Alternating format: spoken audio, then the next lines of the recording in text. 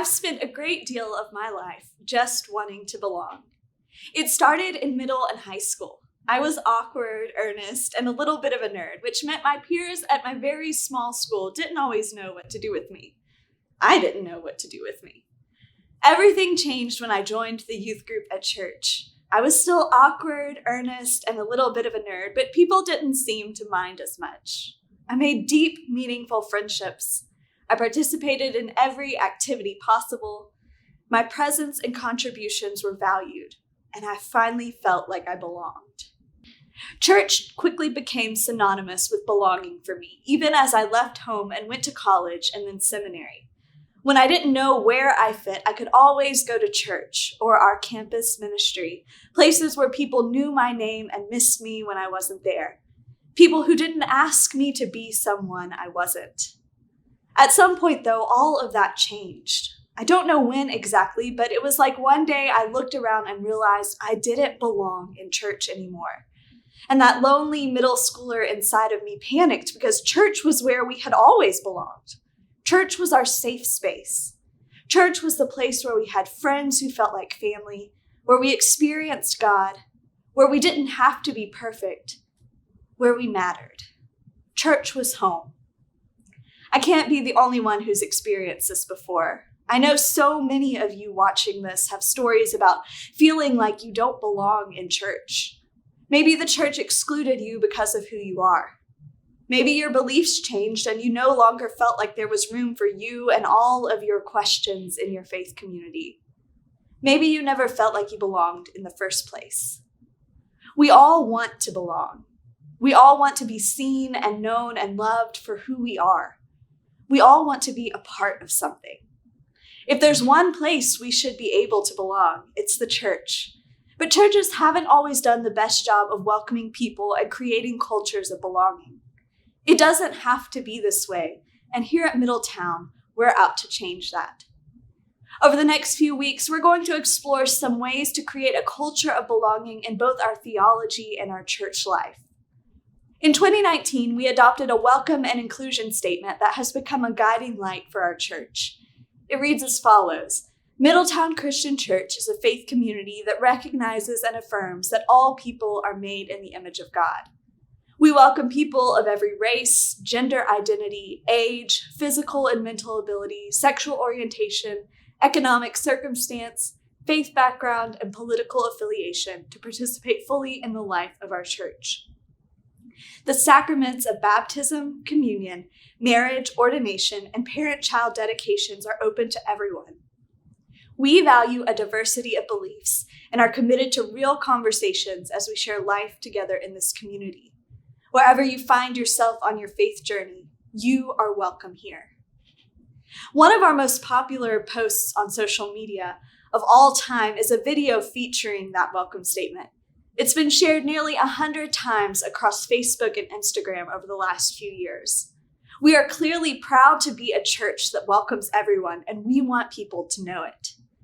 In 2022, we began the Imago Day initiative. This initiative was born out of our desire to make sure that we aren't just saying that everyone is welcome, but that we are living it out in every aspect of our ministries. It's led by a team of congregation members who represent a variety of demographics in our church. They've been tasked with guiding us to take tangible steps to become more inclusive. In 2023, our inaugural Imago Day team focused on disability, accessibility, and the church. We had a sermon series about the theology of disability inclusion, held a panel where people shared their stories of disability, hosted a book study, and formed the Accessibility Task Force, a team that is currently evaluating our campus and our ministries so that we can improve their accessibility. So far in 2024, our current Imago Day team is focusing on how to create a culture of inclusivity and belonging at Middletown. I just want to take a moment to introduce them to you. Irish Jasmine, Jessica Clem, Terrian Barnes, Glenn Jennings, Judy Mallory, Allison Burdenmeyer, and me. This is an incredibly compassionate, thoughtful, and enthusiastic group, and I'm grateful for their leadership. This sermon series is inspired by the many conversations this team has had over the last few years, particularly with Irish Jasmine, who is currently writing her doctoral dissertation about churches with an expressed interest in embracing and celebrating the diversity of God's creation and their efforts to make their communities a space where a sense of belonging and meaningful connection is possible. So, belonging. We all know what it feels like to not belong somewhere, and we all know what it feels like when we do. Belonging goes beyond a simple welcome. Welcome says, "We're glad you're here," which isn't a bad thing, but feeling welcome is just the first step. You can feel welcome somewhere for years, but never feel like you truly belong. True belonging happens when we feel like our presence and voice matters. It happens when we feel safe enough to show up as our full, authentic selves. Belonging doesn't require us to change who we are to try to fit in, but embraces us as we already are. Belonging says, "We need you here. We cannot be who we are without you." Writer Cole Arthur Riley says that belonging is both a gift received and a gift given. There is comfort in being welcomed, but there is dignity in knowing that your arrival just shifted a group towards deeper wholeness. Unfortunately, creating a culture of true belonging is hard work, and many churches stop with welcome, or they confuse belonging with assimilation. When this happens, belonging becomes conditional on conforming to the dominant culture of that church by acting a certain way, dressing a certain way, and being shunned if you do not fit the unspoken or spoken norms of the community. This understanding of belonging is counter to Jesus' dream for the church and for all of humanity. Jesus preached that in God's kingdom, everyone truly belongs. In God's kingdom, everyone is recognized as bearing a unique aspect of God's image. And that means the more we embrace the diversity of humanity, the more we learn about who God is. One way that Jesus created a sense of belonging was by seeing people, especially the people who everyone else didn't see or pretended not to see. He saw the blind beggar on the side of the road begging to be healed. He saw the woman who had a menstrual disorder for decades reaching out to touch his cloak. He saw the 10 men with leprosy banished to the outskirts of town. He saw the tax collector hiding in the tree, curious about who this Jesus person was. He saw a group of humble fishermen and called them to be his disciples. He saw a widow giving the last of her money as an offering to the temple. He saw Nicodemus, a Pharisee hungry for answers about God. He saw the children and reminded his disciples that children have an important place in God's kingdom. He saw the Samaritan woman at the well and listened to her thoughts about faith. Jesus saw all of these people and more, and he treated them with equal dignity and respect. He spent time with them. He listened to them. He asked direct questions and did not patronize them. He healed them and fed them and washed their feet. He reminded their neighbors and religious communities that every single person had value and a place. Every time Jesus saw someone in this way, that person's life was forever changed by the encounter. Let's take a closer look at one of those stories. In John chapter 4, Jesus and his disciples are walking through a town in Samaria. At that time, most Jewish people avoided going through Samaria if they could because Jews and Samaritans did not like each other. Samaritans were a mixed ethnicity people who were born when Jews in Judah intermarried with the local people. Samaritans adopted local customs and religious practices, but still worshipped the same God as the Jews. They just disagreed about where you could worship God, in the temple in Jerusalem or on a mountain in Samaria. These religious disagreements, as well as ethnic biases, led to tension between the two groups. So Jesus and his disciples are traveling through Samaria when the disciples decide to walk into town for supplies. Jesus is tired and stays behind at a local well. As he sits there, a Samaritan woman approaches. It's the middle of the day, the hottest part, which meant it was unusual for her to choose that time to gather water. Jesus asks her for a drink, and the woman is stunned. She looks at Jesus and says, "Are you, a Jewish man, really asking me, a Samaritan woman, for a drink?" Without missing a beat, Jesus says yes. The woman skeptically continues questioning Jesus. It was highly unusual and scandalous that a Jewish man and Samaritan woman would interact. After he points out that she has had 5 husbands and is currently living with someone she isn't married to, the woman starts to understand he is some kind of prophet, and they are soon engaged in a theological debate. When Jesus finally reveals that he is the promised Messiah, the woman drops everything and runs to tell everyone in her village about him. She implores them to come meet the man who told her everything she ever did. And many of the people came and met Jesus and followed him. Jesus saw this woman in her fullness. He saw her as a woman, a Samaritan, someone whose marital history made her an outcast.